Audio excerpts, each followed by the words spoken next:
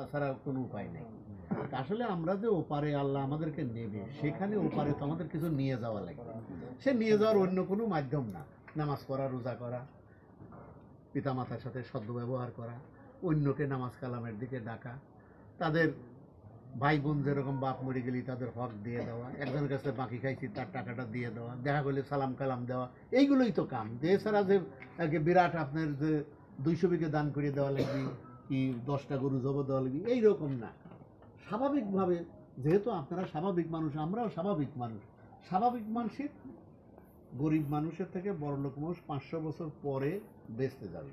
গরিব মানুষ যাবে হলো 500 বছর, সাধারণ মানুষ 500 বছর আগে। তার কারণ তাদের দায় কম, তাদের হিসেব নিকেশও কম, বড়লোক মানুষের হিসেব নিকেশ বেশি। তো আমি আপনাদের কাছে যদি অনুরোধ করতে চাই, আপনারা সমাজের মধ্যম স্তরের লোক, আপনারা নিজেরা খাইতে খাওয়া, সামান্য ব্যবসা বাণিজ্য করা, গরু পালন করা, হাঁস পালন করা, সামান্য একটা মসজিদে ইমামতি করা, স্কুলের একটু মাস্টারি করা, মসজিদে কী কয়, এই সমস্ত ছোটোখাটো কাজ করে আপনারা জীবন নির্বাহ করেন আপনারা। তো এর মধ্যেই হালাল আছে, এর মধ্যেই সততা আছে, এর মধ্যেই আপনাদের সংসার চালানোর মতো যোগ্যতা আপনারা আছে। আপনারা বিভিন্ন সময় বিভিন্ন রাজনৈতিক দল আপনাদের কাছে আসছে, ভোট প্রার্থনা করছে, আপনারাও দিচ্ছেন, আবার জামাত ইসলামীতেও দিচ্ছেন।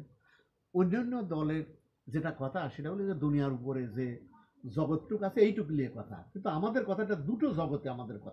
আমাদের কথা বারবার একটাই, যে ভাই ওই জগৎটাকে তুমি যদি সফল করবে চাও, তাহলে এই জগৎটা তোমাকে সুন্দর করতে হবে। আর এই সুন্দর করার জন্যে বাংলাদেশ জামাত ইসলামী তোমাদেরকে দাওয়াত দিচ্ছে যে তোমরা এই দলের সামিল হও।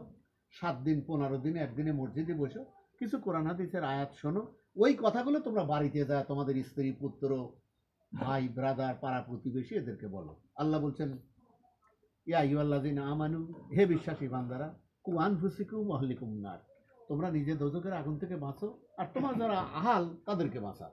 আহাল হলো আপনার আন্ডারে যারা থাকে, আপনার স্ত্রী, পুত্র, ভাই, ব্রাদার, আপনার কর্মচারী, এরা আপনার আহাল। তা আল্লাহ বলছেন তোমরা দোজখের থেকে বাঁচো, তোমার আহালকে বাঁচাও। তো সেইটা হলো যে বাংলাদেশ জামাত ইসলামীতে আপনারা সামিল হয়ে 7 দিন 15 দিনে একদিনে মসজিদে একটা ওনাদের সময় আছে, ওই সময় বাদ মগরিব বা বাদ নিশা আপনারা একটু বসেন, এটা কোরআন হাদিসের শোনেন, দুটো আয়াত মুখস্থ করেন, এবং সেটা অন্যখানে না, আপনার স্ত্রী, আপনার ছেলে, আপনার বেটার বউ, আপনার ভাগ্নি, এদের কাছে পেশ করেন, আপনার পাড়া প্রতিবেশীদের কাছে পেশ করেন।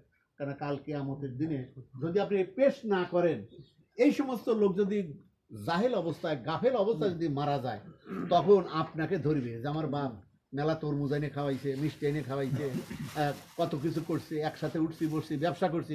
কোনোদিন তো আমাদের এই সমস্ত কথা বলে নাই আল্লাহ।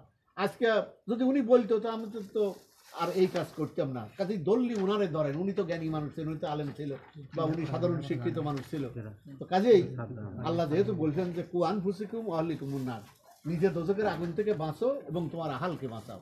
তো কাজেই আপনাদের কাছে আমার স্বনির্বন্ধ অনুরোধ যে আপনারা বাংলাদেশ জামাত ইসলামীতে শরিক হয়ে 7 দিনে বা 15 দিনে একদিন মসজিদে একটু বসেন, কোরআন হাদিসের আলোচনা শোনেন, সেইটা আপনার পরিবারে আপনি পেশ করেন, অন্যখানে আপনার দরকার নেই। আপনারা সাধারণ মানুষ, পরিবার নিয়ে থাকেন, পাড়া নিয়ে থাকেন, এর ভিতরেই থাকেন।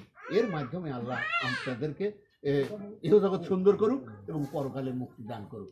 তো আমি আপনাদের কাছে আহ্বান জানাবো যে জামাত ইসলামীর সাথে আমাদের বাইরে যারা জামাত ইসলামীর দাওয়াত নিয়ে আসে তাদের সাথে সামিল থাকবেন। তারা যেদিন মসজিদে বসতে বলে একটু বসবেন, 1 ঘন্টা 1.5 ঘন্টা সময় দিবেন, একটু কোরআন হাদিস শুনবেন, সেখান থেকে কিছু শিখবেন, বাড়ির লোকের কাছে আপনারা পেশ করবেন। আমি কথা বলে আপনাদের সবাইকে আমি বাংলাদেশ জামাত ইসলামীর সাথে শরীক হওয়ার জন্য আহ্বান জানাচ্ছি, এবং এনাদের সাথে সহযোগিতা করার জন্য আমি আপনাদের আহ্বান জানাচ্ছি। আসসালামু আলাইকুম ওয়া রাহমাতুল্লাহি ওয়া বারাকাতুহু।